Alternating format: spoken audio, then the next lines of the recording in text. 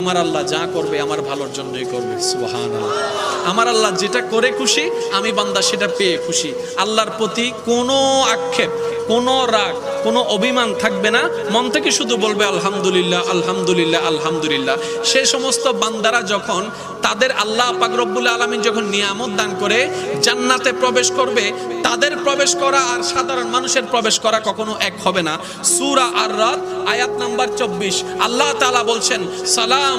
এই ছোট্ট ছোট্ট পায়ে চলতে চলতে ঠিক পৌঁছে যাব। এই ছোট্ট ছোট্ট পায়ে চলতে চলতে ঠিক পৌঁছে যাব।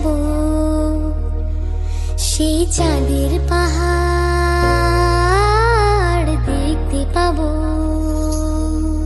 সেই চাঁদের আকাশে তাকিয়ে দেখো, তারারা জ্বেলেছে আলো। ছেড়ে যাবে না কোথাও এ আলো ছুঁয়ে বলো। যদি আমি শূন্য হয়ে যাই, পূর্ণ করে রেখো আমায়। ও প্রিয় আমার, আমি ভীষণ ভালোবাসি তোমায়।